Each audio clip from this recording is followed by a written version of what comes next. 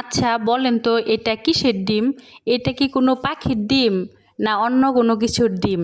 তা আমি কিন্তু ফার্স্টে ভাবছিলাম এইটা আবার কিসের ডিম? এইরকম ডিম তো আমি কখনোই দেখি নাই, তো লাইফে ফার্স্ট টাইম দেখলাম। তো এইটা হচ্ছে বক পাখির ডিম।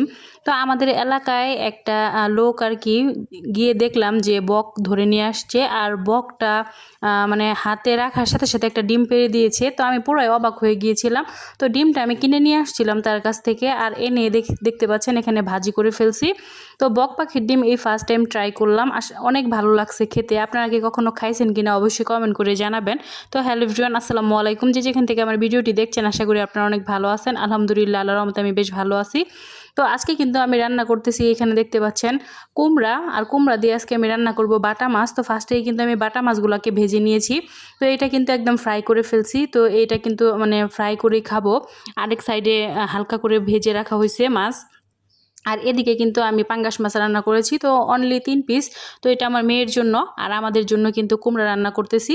তো বক পাখির ডিম আসলে খেতে খুবই মজাদার, নর্মাল মুরগির ডিমের মতোই লাগছে। বাট লাইফে ফার্স্ট টাইম ট্রাই করছি, এর আগে কিন্তু কখনোই ট্রাই করি নাই। আপনারা কি কখনো খাইছেন? তো আশা করি অনেকেই খান নাই, কারণ এই পাখির ডিম তো আসলে কে পাবে? আর এগুলো তো সচরাচর পাওয়াও যায় না, একমাত্র খালে বিলেই পাওয়া যায় এই পাখি। আর পাখি পাইলে কি হবে, আপনারা ডিম কখনোই পাবেন না এই পাখির। তো আসলে আমি এই পাখির ডিম পেয়ে আসলে খুবই এক্সাইটেড হয়ে গিয়েছিলাম, দেখতেছিলাম। তো এদিকে কিন্তু আমি কুমড়াটা রান্না করে ফেলতেছি। কুমড়াটা রান্না করার জন্য ফার্স্টে কিন্তু কুমড়াটাকে খুব সুন্দর করে কেটে কুটে ধুয়ে নিয়েছি। তারপরে কিন্তু এখানে পেঁয়াজ হালকা করে ভেজে, তারপরে এখানে আদা জিরার পেস্ট দিয়ে দিয়েছিলাম। তারপরে এটাকে খুব ভালোভাবে ভেজে সকল মশলা দিয়েছি। মশলাটা কষানোর পরে কিন্তু কুমড়াটা দিয়ে দিলাম। আর কুমড়াটা এখন নেড়ে চেড়ে খুব ভালোভাবে মশলার সাথে মিক্স করে নিতেছি। তারপরে কিন্তু ঢাকনা দিয়ে ঢেকে দেবো, আর মশলাটা খুব ভালোভাবে কষিয়ে নেব এই কুমড়াটাকে।